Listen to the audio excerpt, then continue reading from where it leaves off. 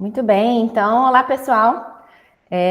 Hoje nós estamos aqui para mais uma entrevista das trajetórias da Materiais, que é uma série de entrevistas que a gente realiza na disciplina de Mentoria em Engenharia de Materiais da Universidade Federal de Lavras. Eu sou a professora Jéssica Onotório, que ministra essa disciplina, e hoje a gente tem um convidado muito especial, que é o Felipe Semeguin. Ele vai nos contar hoje a respeito da sua trajetória profissional, como engenheiro de materiais. Queria te agradecer, Felipe, por estar aqui com a gente hoje, ter disponibilizado o seu tempo, para poder contribuir aqui com os meus alunos. Muito obrigada, viu? Imagina, o prazer é meu. Obrigado, professora Jéssica, pelo convite e poder compartilhar um pouquinho da minha trajetória. A expectativa é que ajude. Eu lembro que foi, na verdade, até construindo um pouquinho a própria apresentação para poder guiar, a gente vai lembrando muito das coisas. Então, as dúvidas, as preocupações. Então, óbvio que eu vou fazer alguns comentários ao longo da apresentação que talvez responda parte das dúvidas dos alunos atuais, mas pode ser, e aí depois a gente abre para poder conversar também. Vou tentar falar pouco, vou tentar falar no máximo, e vocês vão ver que para mim isso também é um problema, porque eu gosto de falar. Então, vamos ver se eu consigo me manter em pelo menos 20, 25 minutos para que a gente tenha mais tempo para poder conversar, tá? Deixa eu só projetar agora para nós.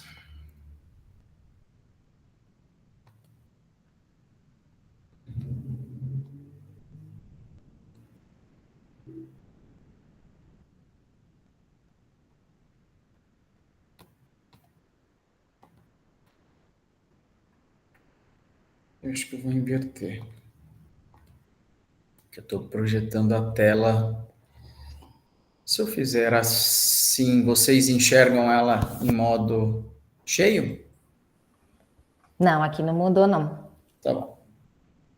Eu costumo compartilhar a tela, que aí ele mostra a hora que a gente faz essa apresentação. Eu vou fazer. Eu estava compartilhando só a apresentação.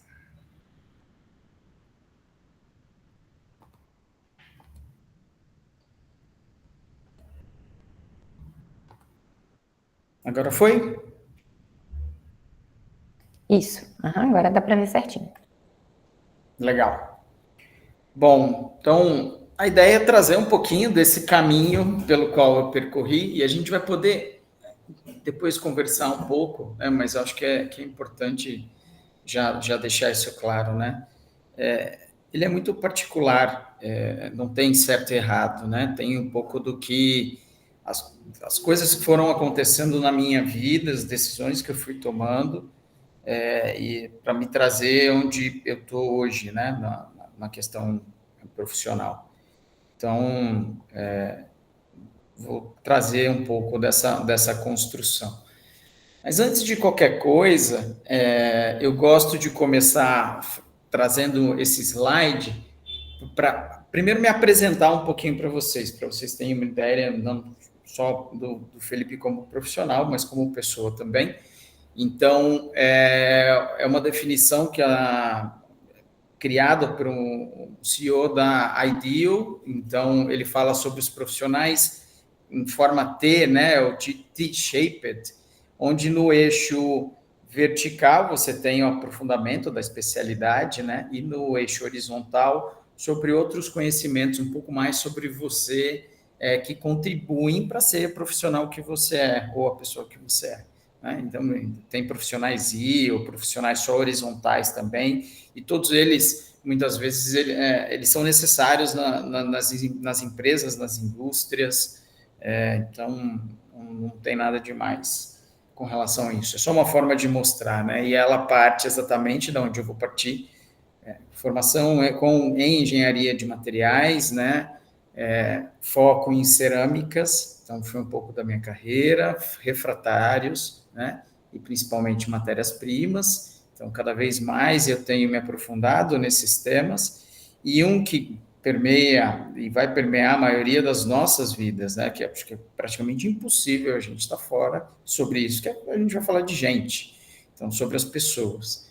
Então, eu continuo tentando me aprofundar e me especializar e entender quais são as dinâmicas que nos envolvem principalmente, né? E quando falo de outras áreas, então de uma abertura um pouco maior para me conhecer, então, primeira coisa que eu já falei, eu gosto de falar, né? Então, comunicação, vocês podem até julgar se é boa ou se é ruim, mas que eu falo, eu falo. Então, ao longo da minha carreira, fui sendo exposto a algumas situações e fui pegando gosto por isso, por exposição, por trazer discussões, por conversar, né? Até desde a faculdade também, né? Sou um apaixonado por cerveja, então não faço e não vou fazer. Eu já cheguei a essa conclusão. O meu negócio é hora copo. Então, desenvolver hora copo cada vez mais. Todo tipo de cerveja que a gente fala, desde as mais básicas, tradicionais, até as mais estranhas. Eu estou com uma cerveja que qualquer dia eu vou abrir, feita com ostra, para vocês terem uma ideia. Vamos ver se ela é boa. Amo ler, então esse é um hobby e é, ao mesmo tempo, uma ferramenta que me ajuda a desenvolver principalmente a empatia, a realmente entender a situação da pessoa que está do meu lado. Isso me auxilia tanto no trabalho quanto na minha vida pessoal. Então, eu leio, sempre que eu puder, eu vou estar lendo alguma coisa. Sou um grande apaixonado e principalmente por ficção. Eu amo ficção, ficção científica, mistério, thrillers. Então, isso me aprofundo, tento, de tempos em tempos, pego alguma coisa de literatura clássica, os grandes clássicos, para tentar me arriscar. São tão simples, mas eu também gosto de ir me desafiando quanto ao tema, né? No passado mais, hoje um pouco menos, e vocês vão ver um pouquinho disso na minha apresentação, mas eu sempre gostei muito de esportes, principalmente futebol, no meu caso. E o corpo, então, hoje eu estou com 40 anos, o corpo vai exigindo um pouco mais da gente, e o futebol, ele é um esporte um pouco mais intenso, né? Então, acho que eu já tenho que tomar alguns outros cuidados. Então, eu estou num ano meio que sabático, cuidando, para que eu possa tentar retornar ou fazer alguma outra atividade física com bola. Vamos ver o que acontece ao longo desse ano de 2025. E aí eu termino, eu volto para a questão, né? Mesmo na questão pessoal, falar sobre pessoas, entender nós como sociedade, como indivíduos em si, é uma coisa que me atrai bastante. Então, eu sempre tento buscar um pouco de informação aí também, tá?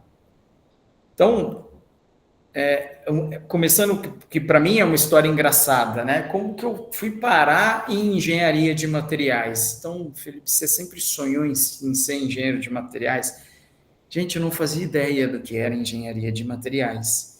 Eu achava lindo durante a faculdade, o cursinho, eu estudei, depois fiz 2 anos de cursinho, que eu queria ser engenheiro elétrico, eletrônico ou mecatrônico, né? Porque eu achava que eu ia construir o que quer que seja, né? As disciplinas que eu tive contato depois, ao longo da graduação, né, física no meu caso é eletromarketing, eletrotécnica, mostraram que eu teria tido uma carreira desastrosa, porque eu sou péssimo nessas questões, né? Mas naquele momento eu fiz 2 anos, né, tentando passar no vestibular e tentando mecatrônica ou elétrica nas faculdades públicas.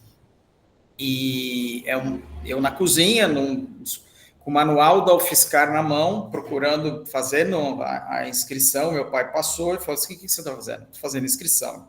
O que você vai prestar esse ano? Eu falei: não tem engenharia, na época não tinha engenharia eletrônica ou mecatrônica em São Carlos. Vou prestar engenharia física, que acho que é mais perto. Ele presta esse manual, tá? E olha, tal, e falou assim: faz engenharia de materiais. Falei: pai, tem muita química, não gosto de química, né? Falei: faz, é o menor candidato vaga de engenharia, que era o caso na época, em 2005. Faz, depois qualquer coisa você pede transferência, engenharia você transfere de um lugar para o outro, não tem problema, tal, isso aqui. E eu pensei comigo, bom, eu não vou passar mesmo, eu não tenho interesse de ir para São Carlos, então eu sou natural de São Paulo, capital. Então eu namorava em São Paulo, a vida inteira criado em São Paulo, eu falei assim, não vou mudar de cidade. Ok, fiz, porque meu pai pediu para eu fazer. O que aconteceu? Eu não passei nenhuma outra pública, tinha passado no Mackenzie, tinha começado a fazer Mackenzie, faculdade particular em São Paulo, eletrônica que eu queria, quando saiu a lista de espera, eu tinha passado em São Carlos. Naquele momento meu pai me convence, né, falou, olha, fique 6 meses, se você não gostar, você volta, né? Então, entre o sonho de trabalhar com aquilo que eu achava que era legal, ou que eu acho que foi muito importante para mim, e sair para conhecer alguma nova, foi um momento bastante difícil para mim. Mas imagina, a minha namorada da época, né, a gente não deu certo, né, porque eu aceitei ir para São Carlos, e aí o namoro também à distância foi embora, né. E fui para lá para poder conhecer o que é essa tal de engenharia de materiais, né? E no final das contas, né, eu digo que eu tive muita sorte nesse caminho, porque eu me apaixonei com aquilo que eu encontrei. Então, entender a estrutura e o que daquela questão micro leva para o macro, que você enxerga em propriedade, e o que o processamento também proporciona de característica para os materiais, foi uma coisa maluca para mim, que não tinha a mínima ideia do que a gente estava falando, até os primeiros contatos. E era o currículo novo que a UFSCar estava adotando, onde a gente já começava a ter, eu não sei como que é na UFLA, mas a gente já começava a ter algum contato com materiais logo do início, o que não era o caso do currículo antigo. Então, ele a gente já começava a ter esse contato. Até hoje, eu trabalho com engenharia de materiais, a gente pode falar em maior ou menor grau, mas que é a minha realidade. Então, tudo começa. E aí eu vou trazer um pouquinho para vocês, só um overview aqui, depois vou puxando para vocês, para que depois a gente fique fácil, caso tenha alguma pergunta, né? Lá em 2005. Então, foi um momento de muito bom, então eu aproveitei bastante. Então, vocês já devem ter ouvido falar dos Tuscas, né, dos torneios. Eu jogava de verdade e depois eu aproveitava as festas, obviamente, né? E aí, naquele meio, me envolvendo com esportes, eu também tive a oportunidade de entrar na empresa júnior, que também foi muito bacana.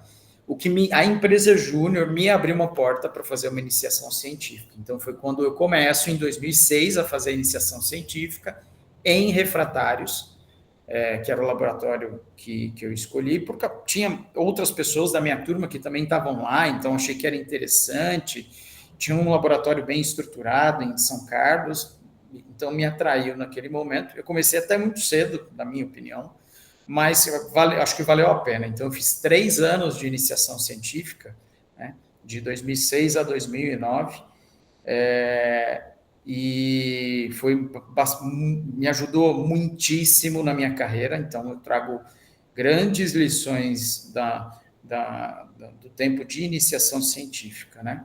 Então, fui divulgar trabalho, escrevi, fiz pesquisa. Então, acho que para o engenheiro de materiais, pelo menos saber como é ou o que ele é muito importante. Hoje eu não publico nada, eu não faço pesquisa mais, mas vou trazer um ponto aqui para mostrar para vocês que eu acho que é importante pelo menos conhecer.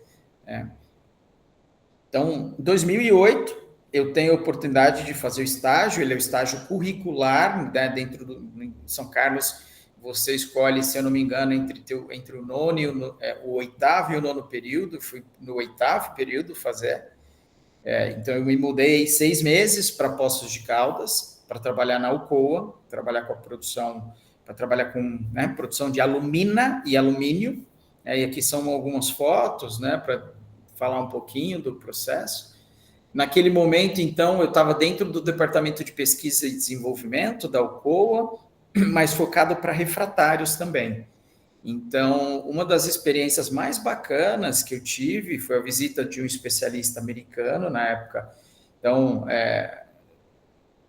só um ponto, eu não sei o quanto vocês conhecem, mas a grosso modo a bauxita, que é rica em alumínio, ela é digerida, forma um hidrato de alumínio, que é depois de calcinado, vira alumina calcinada, que é a alimentação para as cubas eletrolíticas, que são esse equipamento aqui, onde você coloca a alumínio em cima, você tem o eletrólito, e por uma reação eletrolítica, o alumínio ele é reduzido indo para o fundo, né? E aí eu tive a oportunidade de ver um pós-mortem, então uma cuba em fim de vida, e a gente fez uma análise dos refratários, no método da falha dela. E aqui teve um caso muito interessante que um engenheiro de processo, né, ele fala durante... Eu ia como participante, como ouvinte, né, para acompanhar. E no meio do bate-papo, eu representando o time de pesquisa e desenvolvimento, mas como ninguém falou assim, você vai lá para ser o representante, né? Ele vira e falou assim, qual é o plano para a gente fazer a abertura da célula? Então, eu bugo por uns 3 segundos e eu percebi que ele estava me testando também, né? Então, e aí eu falo, olha, eu acho que faz sentido, fazer esse passo, mas também você acredita que teria alguma outra coisa? O que você acha faz sentido? E ele falou assim, não, acho que faz todo sentido. Vamos seguir, então, dessa forma como você está propondo tal. Então, a gente passa por algumas situações que vão acontecer com vocês, sem dúvida, né? Que é ter calma, acreditar naquilo, né? No que a gente conhece, no que a gente faz e fazer o melhor. Fiz o meu melhor e foi bom, e foi bem visto. Então, acho que isso é bem, bem bacana. Então, aqui representando um pouquinho isso, né? E eu venho trazendo aqui. Então, a partir daí, eu vou volto de Poços de Caldas para São Carlos, e eu tomo uma decisão também bastante importante. Eu estava começando a discutir um projeto de mestrado no mesmo laboratório que eu estava, e aí, nesse momento, eu percebo que eu ia ter muita dificuldade em seguir diretamente para um processo de mestrado. Eu comunico o laboratório, meu professor não ficou nem um pouco satisfeito, natural, né, compreensível. E eu foco em terminar, eu tinha algumas matérias atrasadas, então eu foco nas disciplinas e em buscar uma segunda experiência profissional. Eu não ia formar, eu deveria formar em 2010, então eu ia precisar de pelo menos mais 6 meses para terminar a minha graduação. E aí eu decido procurar um outro estágio, eu estava com TCC e, basicamente, para poder ser feito, e fui procurar uma outra oportunidade. Foi quando surge a oportunidade de ir para Barbacena. Então, eu fui para Minas, sul de Minas, no começo do meu primeiro estágio, e fui para a zona da mata, na segunda etapa. Então, pertinho daí de vocês, né, caminho, então eu passo muito sempre que eu vou para Barbacena, passo por Lavras, né, então a minha vida profissional, eu passei 12 anos em Barbacena, então e ele começa nessa parte com o estágio, então ele é bastante importante. E o que eles fazem lá? Então, era uma unidade da Saint-Gobain, empresa francesa, produtora de carbeto de silício, né?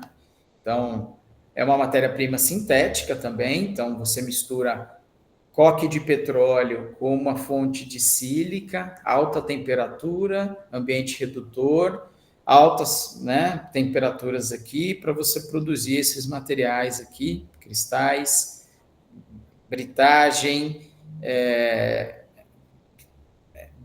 secundária, moagem, ajuste de classificação, diversos tipos de peneira, classificador aéreo, tratamento químico, tratamento de superfície, para depois você fazer toda a parte de envio para os clientes, dependendo do mercado, né? Então, foi onde eu comecei a me aprofundar um pouco mais e aí eu saio um pouco do mercado de refratários e vou um pouco mais para o mercado de matérias-primas, né? Então, fiquei de 2010 a 2012 na Saint-Gobain. Aqui depois eu conto um pouquinho, na verdade já entrando, já que eu estou comentando. A unidade ela foi Saint-Gobain até 2019, quando ela foi vendida para uma private, então ela chamava Fiven, e agora eles foram vendidos para uma outra private, e agora eles vão se chamar Quimera, né? Mas continuam fazendo a produção, mas agora... e eu trabalhei no tempo de Fiven, quase 3 anos aqui, de 19 a 22 por lá. E aí eu vou entrar um pouquinho no detalhe. Então, depois que eu termino o estágio, né, ou que eu estou no meio do meu estágio, então antes até de falar dessas duas posições, eu começo a discutir com o meu gestor uma possibilidade de eu ficar. Então, eu trabalhava com desenvolvimento de produto e processo. Então, eles apostam na minha contratação, eu trabalho 1 ano, como na época eles chamavam como engenheiro trainee, mas eu tinha até pouco parte de trainee, como são os processos hoje, né? Mas eu me envolvi muito na parte de fornos, controle de processo, principalmente. Como eu estava muito perto, aconteceu, então, e foi muito rápida essa movimentação. Então, 1 ano eu sou estagiário, 1 ano eu sou trainee, no ano seguinte eu viro coordenador de produção, porque todo o meu trabalho ali como trainee foi base dentro de na parte de produção, né? Então, criar processos de amostragem para melhorar processo, para melhorar produtividade, para melhorar qualidade dos produtos. E com essa movimentação, abre uma vaga dentro da produção de fornos e a pessoa que tinha mais contato e tinha mais familiaridade com o dia a dia era eu. E para você, eu não sei para vocês, mas não era o meu caso. O meu sonho era, depois daquilo, era continuar uma carreira em engenharia de materiais. Eu gostava daquilo que eu fazia e a proposta para mim foi muito conflitante. Então, eu ganhei um cargo, eu ganhei um aumento de salário, mas eu não queria ir para a produção, né? Então, vocês com certeza terão pessoas, de novo, né? Muito importantes nas suas vidas que vocês vão levar para o resto da vida, né? São pessoas que, em momentos como esse, onde o meu gestor, eu tive a felicidade de eu ter um gestor muito iluminado, me disse: esta vai ser uma ótima oportunidade para você. Então, e ele fazia piada comigo, ele falou: Felipe, a gente acabou de fazer a sua avaliação de desempenho, então eu te dei um feedback de que você precisava melhorar a sua gestão com os técnicos. Eu trabalhava com 3 técnicos de processo e desenvolvimento de produto, falando que você você tem coisas para melhorar, ou seja, que eu não estava indo tão bem nessa questão da gestão. E agora a gente te coloca numa posição de coordenação de produção, onde você vai ter que lidar com 100 pessoas, eram mais de 100 pessoas, né? Então tinha toda a parte de supervisão, mas o time em todo era de mais de 100 pessoas. Como que foi isso para mim, né? Foi um pouco traumático, eu tenho que dizer para vocês, porque eu não tenho formação até hoje de produção. Então foi muito na tentativa e erro, né? Sendo que era um time muito novo, a gente tinha feito uma movimentação grande dentro da Saint-Gobain. Então, vou falando para vocês, foi sofrido, e talvez por ter sofrido todo esse processo, se hoje alguém pedir para eu ir para a produção, eu não volto, né? Então, coisas das quais eu não gostava, né? Eu não era forno 24 horas ligado, então me ligavam às vezes 3 horas da manhã, porque tinha uma anomalia extremamente importante e eu precisava saber eu mantenho o forno ligado ou desligo. Eu corro o risco de colocar a produção, a produtividade em risco, ou, porque aí é sério, é igual um processo siderúrgico. Se você toma a decisão errada, você coloca a vida das pessoas em risco, né? Então, é muito difícil, é óbvio que, assim, quando tem coisa que fala assim, não, gente, isso aqui não pode acontecer de forma nenhuma, desliga o forno e paciência. Mas tinham coisas que ainda não eram muito claras, se a gente poderia ou não seguir tecnicamente, do ponto de vista técnico, né? Então, era uma pressão bastante grande com relação a este ponto, né? Mas acabou me ensinando muito. Eu não era uma pessoa muito direta nesse momento e eu descobri que eu precisava mudar o meu perfil. E eu tive que ajustar o meu perfil para aquela função. E aí, no final das contas, eu absorvi essa questão da assertividade. Vejam que não é uma questão de ser grosseiro com as pessoas, mas a forma como a gente fala, não deixar de dizer o que precisa ser dito. Então, foi um aprendizado gigantesco. Isso eu posso afirmar para vocês, né? Mas eu coloquei um target para mim. Eu falei, olha, vou ficar mais um ano, pelo menos. Então, meu plano era ficar até 2013. Caso não surgisse alguma outra oportunidade para eu voltar para o time técnico. Então, o meu gestor, inclusive, ainda estava lá, o cara quem me contratou. Mas eu vou ter que procurar emprego, porque não é o que eu quero seguir para a minha carreira. Mas eu continuo porque eu tenho desafios interessantes aqui. E aí foi quando o meu gestor decide sair de Barbacena e surge a oportunidade de eu voltar, de eu retornar, então ele era responsável por desenvolvimento de produto e processo e qualidade. Então eu volto, eles dividem a área, eu volto como coordenador técnico, então desenvolvimento de produto e processo, responsável técnico pela fábrica e uma outra pessoa assume a qualidade, um grande amigo também. E eu trabalho por mais 3 anos, então, nessa atividade. Então, entendendo bem qual que é a necessidade aí já do cliente, do produto final. Então, o carbeto de silício ele é muito utilizado nos mercados de refratários abrasivos, e tem algumas especialidades, como a gente começa a discutir cada vez mais, isso já é uma realidade, né? Carros elétricos, então a questão dos... não vou entrar no detalhe, porque eu vou falar alguma besteira, mas é da transferência da energia em si, semicondutores, né? Então tem um papel importantíssimo nisso também, é um mercado ainda nichado, mas que tem potencial de crescer. Proteção balística, lixa, e aí tem uma série de outros mercados. Então, eu precisava entender a aplicação para ajustar distribuição de partícula, forma do grão, qual impureza era permitida naquilo. Então, eu trabalhava na parte de processo, então toda a parte de processamento, mas para atingir propriedades no cliente que ele estava buscando. Então, foram 3 anos bastante intensos, com muita viagem.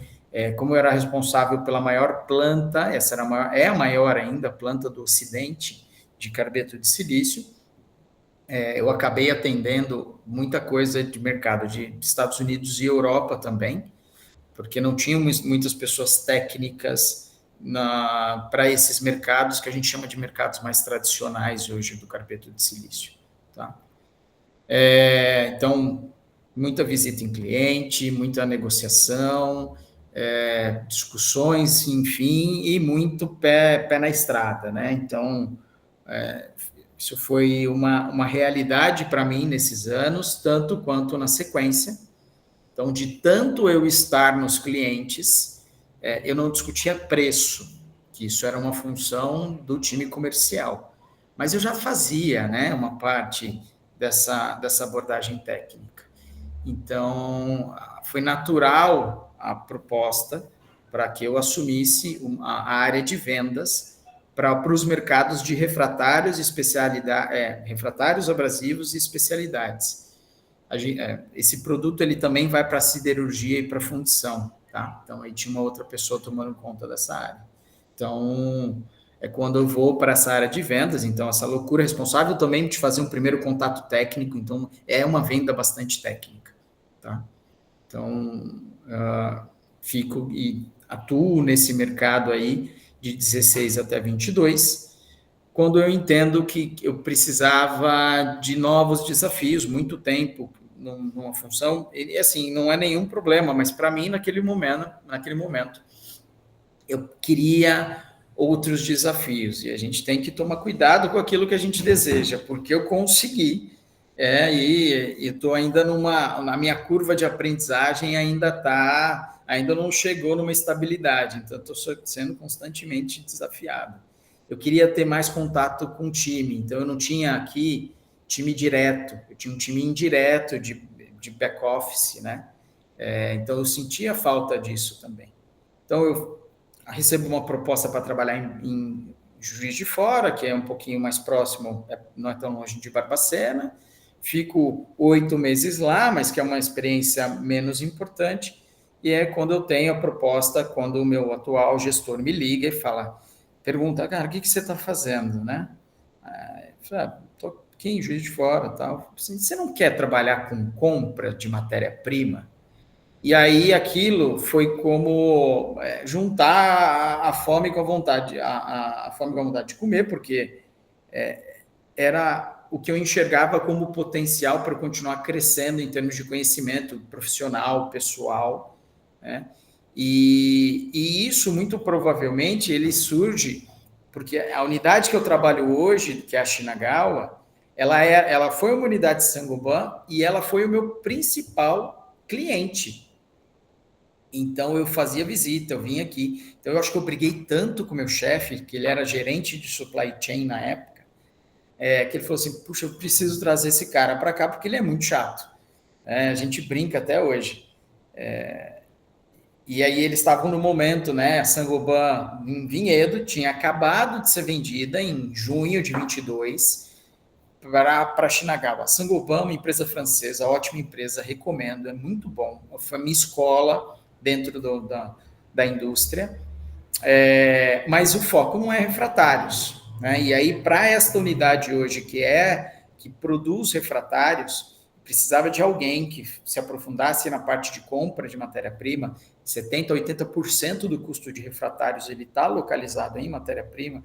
Fazia sentido ter alguém que conhecesse. Eu conhecia bastante de uma das matérias-primas, que era o carbeto de silício, conhecia pouco das outras, e aí é onde eu venho trabalhando ao longo de 22 para cá, né? Então, em setembro, eu me mudo para Valinhos, mas trabalho em Vinhedo, né? Então, começo a entender de outras matérias-primas, né? Então, alcatrão líquido, grafite, alumina calcinada, alumina marrom, óxido de magnésio eletrofundido e o próprio carbeto de silício, importantes. E aqui é só um exemplo, mas é muito mais do que isso, tem muitos desafios. Mas mais do que isso, hoje na minha função, é entender, e não só na minha função atual, mas acho que para todos nós.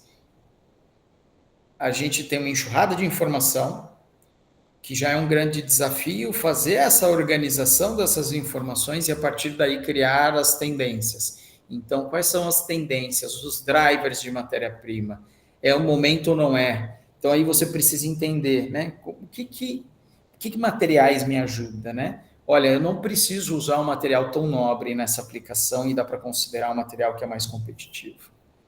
Então, eu tenho um contato com pesquisa e desenvolvimento e processo muito grande. Olha, agora é o momento de eu comprar mais matéria-prima X, porque está em baixa por causa do motivo X, Y, Z.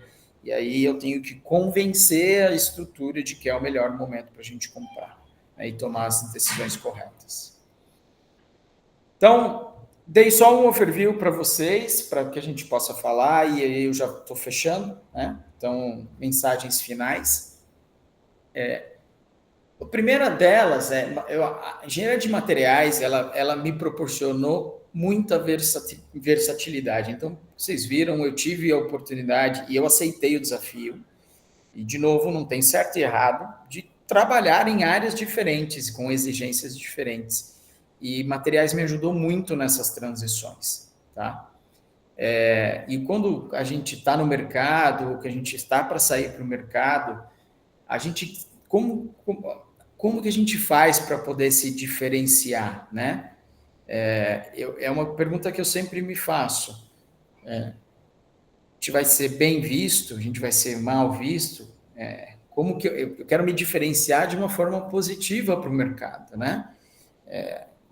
Uma pessoa que vai trazer uma contribuição importante para a empresa. Então, vivemos num mundo capitalista que precisa ser representado por isso. Os resultados, em grande parte, são representados por isso. Mas eu entendo que a gente não pode, em hipótese alguma, deixar as pessoas de lado. Então, a gente precisa ter a sabedoria para conduzir os processos dentro dessa dinâmica, que é extremamente exigente. Estamos falando de mudança cada vez mais para nuvem, analógico, digital. Então, essa eu acho que é a minha principal mensagem para vocês. As coisas, os processos, as informações, os dados só existem por causa das pessoas.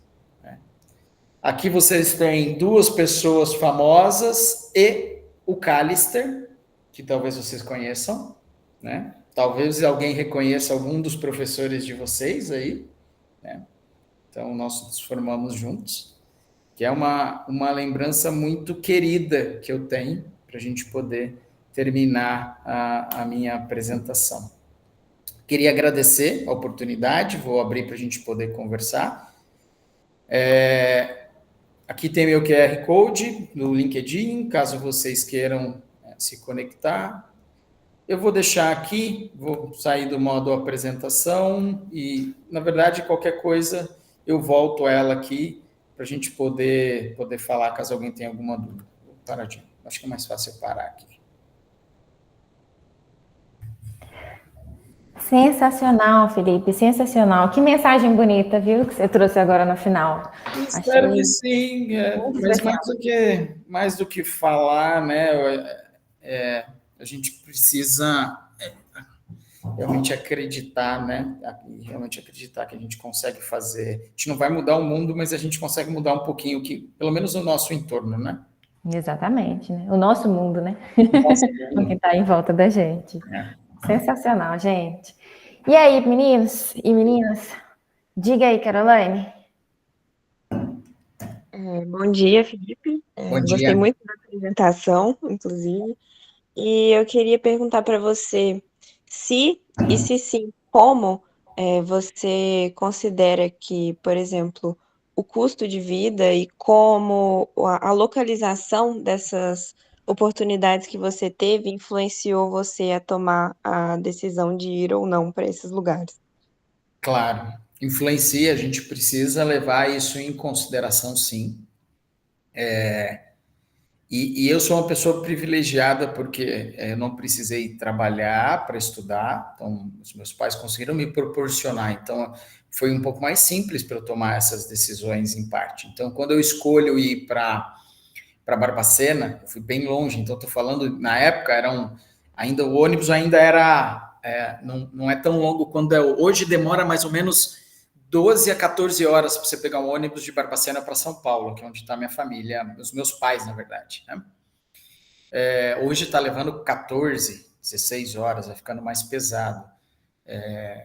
Mas, então, eu não tinha que ajudar em casa, e aí eu fui morar numa república lá, que era o que eu queria fazer, dava para fazer com o que eu ia receber como bolsa. Então, quando eu vou para Barbacena é quando eu começo a me sustentar pela primeira vez sem auxílio dos meus pais.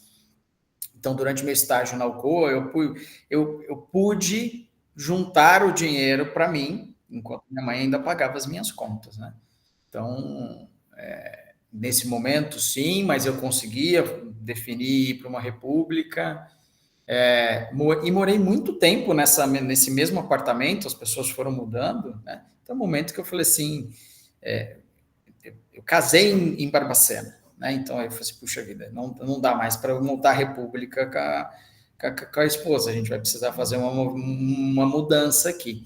Então, a gente mudou o apartamento, ficaram, não, então, de 4, 5, eram 2 pessoas, então eu compartilhava com alguém que trabalhava comigo, e até o momento que eu resolvi investir num apartamento pequenininho e a gente foi morar junto em Barbacena, né?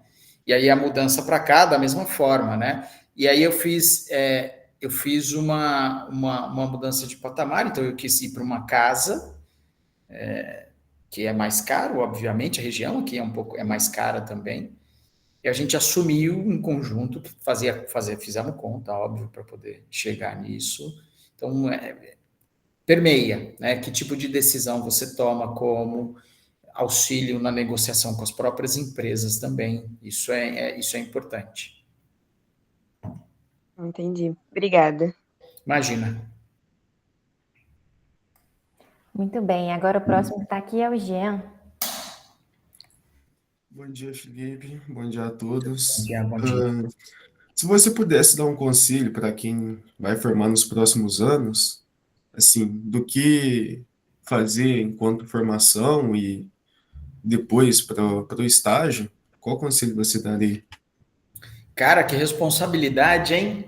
Eu poderia falar mais 45 minutos sobre coisas e ainda assim errar miseravelmente. Eu vou te falar coisas que talvez tenham funcionado para mim, tá? Então, eu acho que o ponto é, a gente pode ser o melhor profissional técnico possível. Se a gente não souber passar a mensagem, ou se comunicar, ou negociar com as pessoas, se a gente não conhecer de gente, a gente não consegue entregar nenhum resultado, é muito difícil. Então, e aí a literatura, os livros, para mim, sempre me ajudaram em me colocar em posições e situações de outras pessoas, mundos que eu não vivi. Então, quando você pega, deixa eu pensar, uma coisa que eu nunca tinha parado para refletir sobre, né? Eu li agora recentemente O Homem Bicentenário, do Asimov, e eu estou lendo o Martha Wells, que está para saiu a série agora na Apple, né? Que é a da Alerta Vermelho. A relação entre o que a gente considera humano. O que é humano? Então, um robô que pensa, age e tem algo que é considerado como sentimento, ele é humano, isso te tira um pouco da tua caixinha da onde você está acostumado, né? Então, eu trago isso porque a literatura permite que você explore essas outras coisas para te ajudar no dia a dia. Para mim, ela também é um desafogo, então ele é um momento de relaxamento. Então, não é qualquer coisa que eu leio, por exemplo, na hora que eu vou dormir. Eu prefiro livros um pouco mais leves, leio livros mais pesados. Então, isso é uma das coisas que eu acho que me ajudou e continua me ajudando. De uma forma mais direta, mais técnica, né? Então, eu acho que essas soft skills de comunicação, de exposição, eu acho que até... Eu sou uma pessoa considerada que fala bem, pela maioria das pessoas, que se comunica bem. Mas eu acho que a gente, dentro da indústria, superestima essa capacidade. Então, pessoas que são mais tímidas, a gente ainda não sabe lidar com profissionais, com pessoas que são mais tímidas, que não gostam tanto de mostrar o trabalho delas. E isso me preocupa, a gente perde um potencial gigantesco. Então, hoje graças a Deus, eu consegui brigar e ter pessoas que têm perfis diferentes no meu time, mas é muito tênue a ponto de você pega um diretor que só gosta de ver, muitas vezes, alguém que fala muito durante uma reunião, e a pessoa é boa de olhar para dado, para pegar uma agulha dentro de uma bagunça e te mostrar, e aí você sabe como conduzir isso, né? E aí tem esse ponto entre a transição de técnico para gestão, ela também não é simples. Geralmente você vira gestor pelo teu conhecimento técnico, e se você não tem um suporte da empresa com questões básicas, você vai fazer muita cagada. Gente, a gente briga muito. Gente é bom, e eu estou trazendo a mensagem de que é legal, mas gente é o inferno. É a mesma, são os dois lados. Somos nós. Então, nós nos nossos melhores dias e nós nos nossos piores dias. Então, em resumo, gente, comunicação ajuda, não precisa ser um master de comunicação, mas auxilia, eu acho, tá? Espero ter respondido foi um monte de filosofia, um monte de barata de boteco com alguma coisa um pouco mais direta, Jean. Não, você respondeu sim. Muito obrigado, viu? Imagina. Muito interessante os conselhos, achei sábios conselhos. Não, eu dou. E aí, um pequeno comentário, né? Não, eu tenho muito orgulho do caminho que eu fiz. Eu acho muito bacana. Muito bem. Luiz, pode fazer sua pergunta.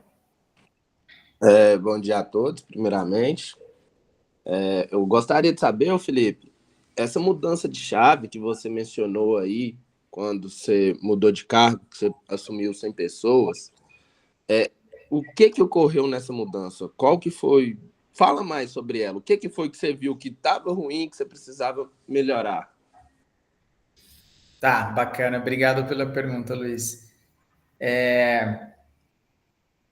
Tem algumas formas de eu poder responder isso, né? Mas vou tentar trazer talvez alguns exemplos, né?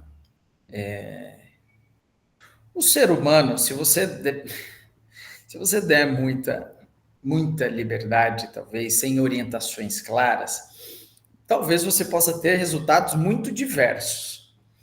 Então, eu tinha muita dificuldade onde dar orientação aos encarregados e as coisas acontecerem da forma como precisavam, entregado da forma como foi combinado. Então, no começo eu orientava, a gente não conseguia entregar o que foi programado. Falei assim, cara, minha mensagem não chega de alguma forma. Por quê? Não chega porque eu não estou sabendo dizer, não chega porque eu tenho alguma insubordinação, não chega porque os meus supervisores não conseguem passar o que eu quero, ou qualquer outro ponto de reflexão quando isso acontecia.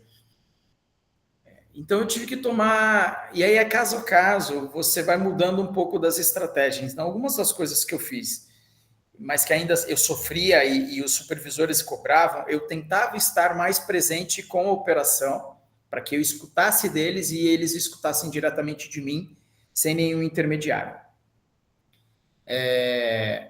Ao mesmo tempo, eu comecei a ser bastante assertivo, né, do ponto de vista, isso, nessa quantidade, na data tal, para ser entregue, a gente não pode falhar nesse tema. Você precisa de ajuda, você precisa de suporte, você precisa de recurso.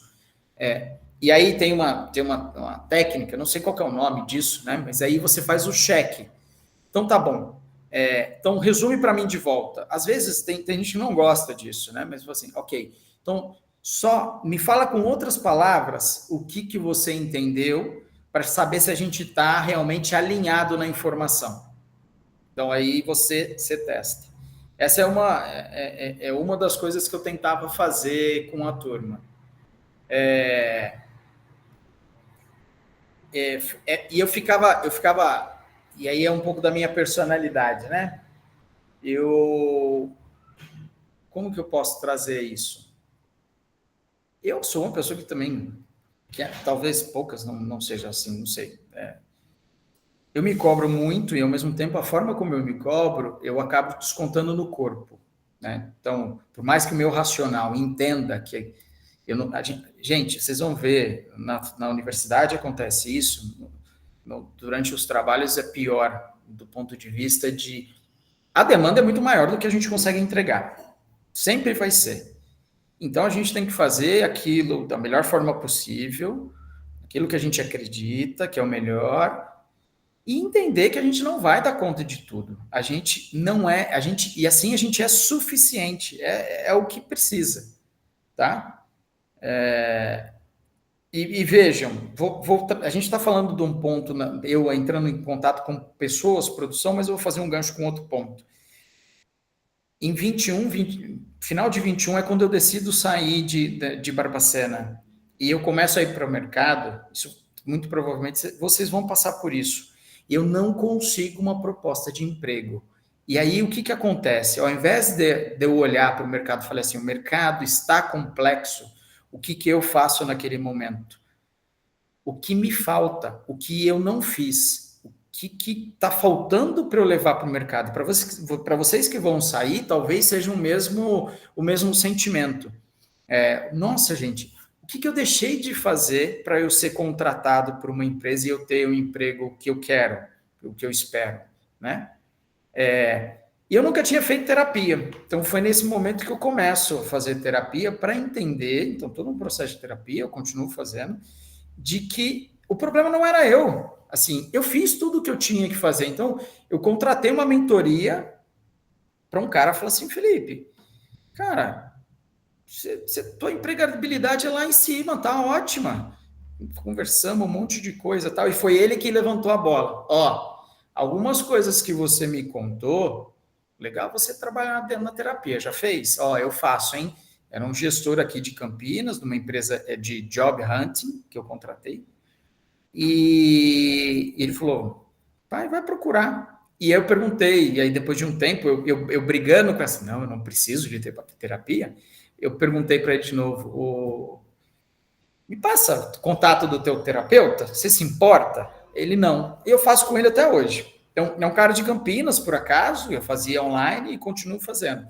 Ou seja, divaguei um pouquinho, mas para falar sobre, pulei para o tema sobre essa, talvez seja algo que vocês vão passar no estágio ou no momento que vocês formarem também, tá? Vou ficar quieto para eu deixar vocês fazerem mais perguntas. E se o Luiz quiser que eu explore um pouquinho mais, eu também falo um pouco mais. Não, aqui tá tranquilo. É só para ver essa mudança de chave, como é que ela foi mesmo. Difícil, em resumo. Muito difícil, mas, gente, a gente se adapta, a gente se ajusta, e a gente pode procurar, complementando a resposta, buscar suporte em pessoas de confiança.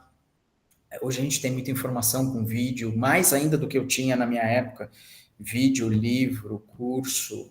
Eu fiz muito curso aí no meio do caminho, que vocês conhecem. Como chama dessa empresa de curso mais famosa que tem, que você assina e você faz não sei quantos cursos você tem acesso a fazer. Mas assim, tomem cuidado, porque o excesso de informação também sobrecarrega a gente. Então, a gente está vivendo a sociedade do cansaço. As exigências estão cada vez maiores, então você precisa sair. Não caiam nessa falácia. Vejam só, eu tentei. E aí eu vou trazer um ponto. Uma das maiores tristezas que eu tenho, quando eu, na área, como responsável técnico, eu fui fazer um mestrado na UFMG.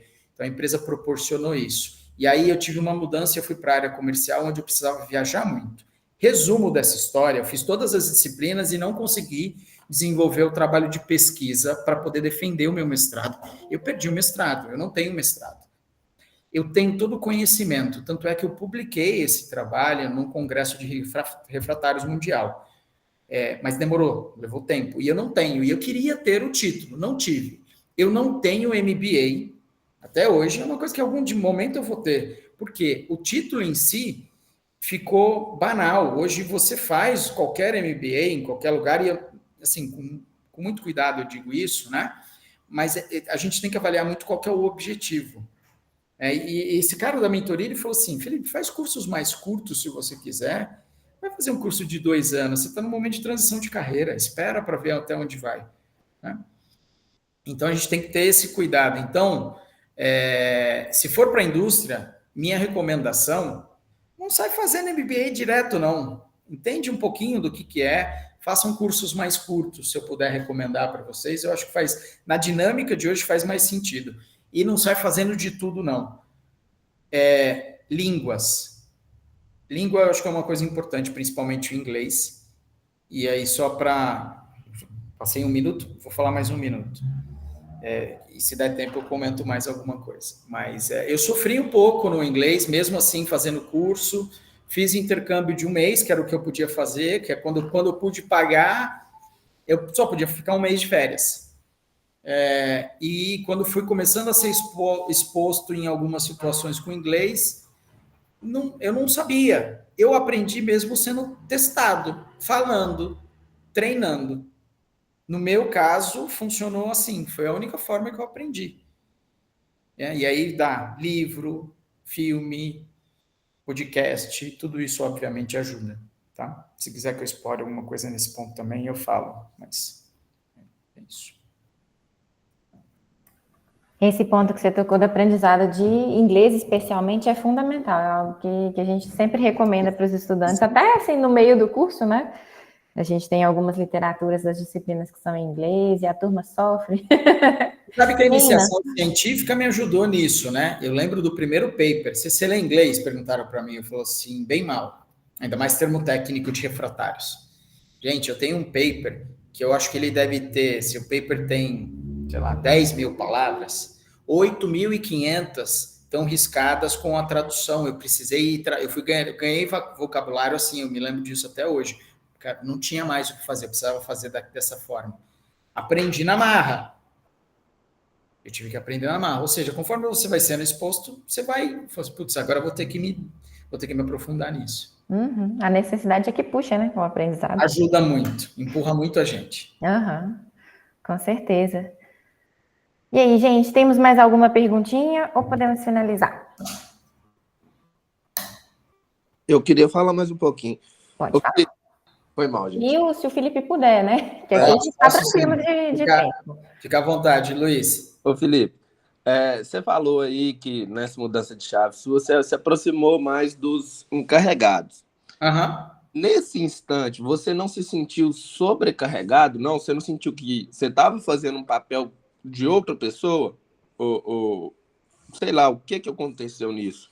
Porque eu mesmo passo muito por isso, às vezes a comunicação é falha e eu tendo a ir fazer coisa que não era minha função, entendeu?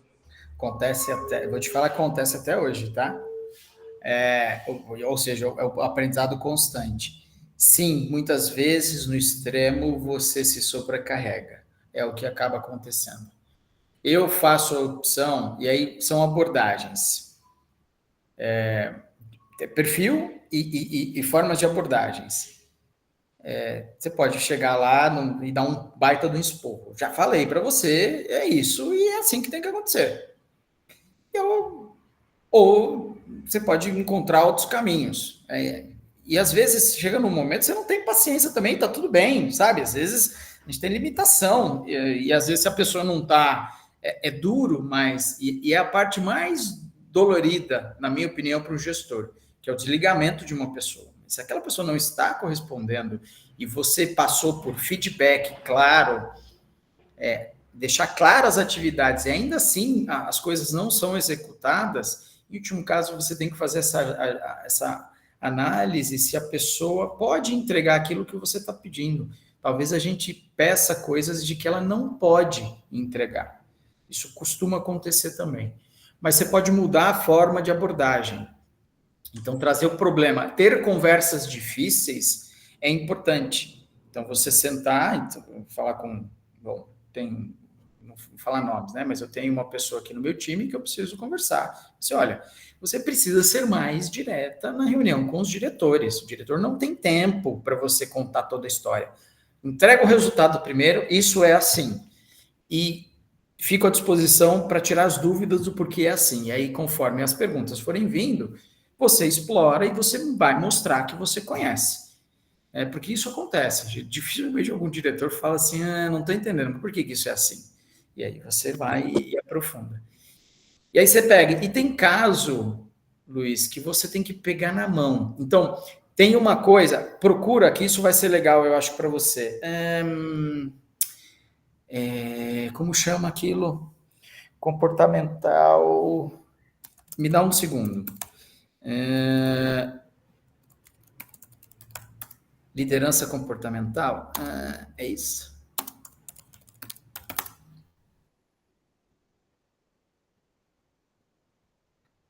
Não é.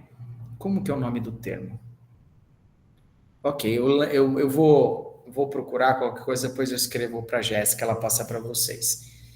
Esse termo, que ele não é novo de gestão de pessoas, ele mostra uma curva normal, onde no começo, então são 4 quadrantes, onde você tem formas de abordar as pessoas com cada um desses quadrantes. Uma pessoa que não conhece nada e ela está chegando, você precisa ser diretivo a ponto de dizer o que ela precisa fazer das atividades. O último quadrante é uma pessoa que, se você falar o que ela precisa fazer, ela vai ficar puta da vida, porque ela sabe o que ela precisa fazer, que é a pessoa onde você começa a delegar. E você tem os quadrantes intermediários.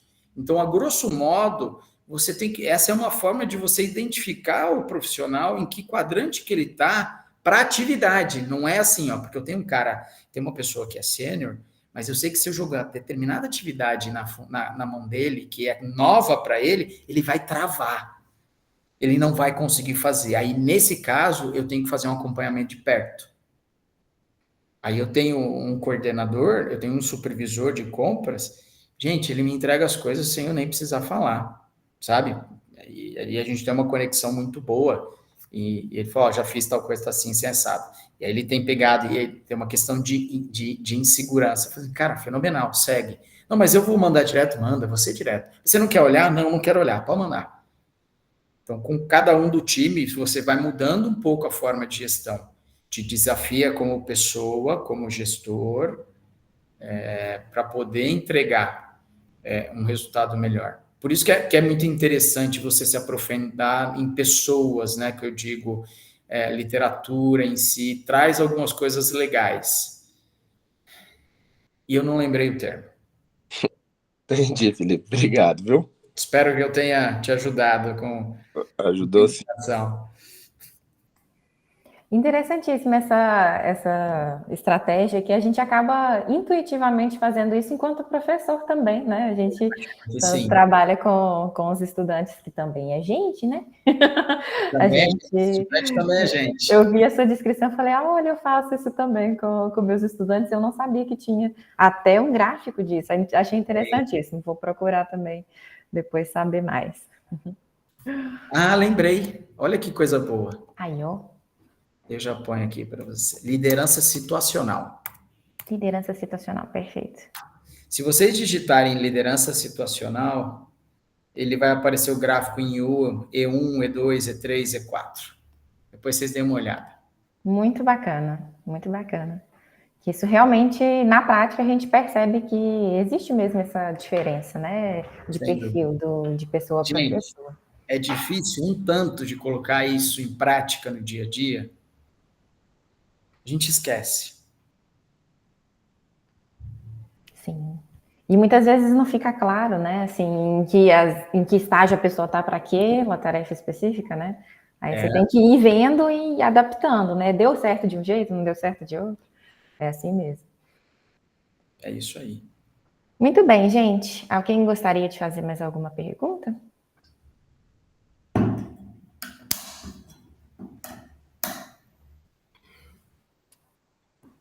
Então, podemos finalizar. Adoraria passar a manhã inteira aqui batendo papo com você, Felipe.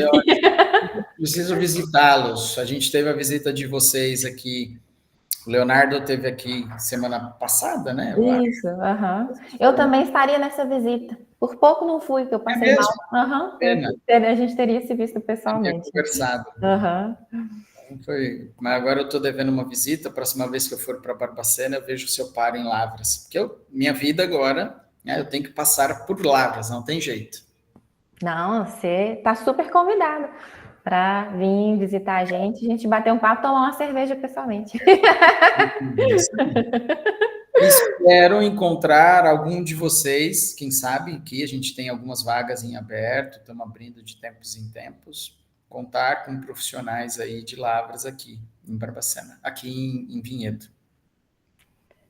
Excelente, gente. Então, podemos finalizar aqui a nossa entrevista. Muitíssimo obrigada, Felipe. Prazer. Foi uma contribuição imensa, né, para os estudantes e para mim também, né? Fiquei muito feliz com essa nossa conversa de hoje. Que legal, que bom. Muito bem, gente. Então, muito obrigada também, meninos, pela presença, e a gente pode finalizar aqui o nosso encontro de hoje. Bom dia para todo mundo. Bom dia, gente. Obrigadão. Bom dia, pessoal. Gente, tchau, tchau. Grande Obrigada. abraço. Tchau, Felipe. Até mais. Até mais. Tchau, tchau. Tchau, tchau, gente.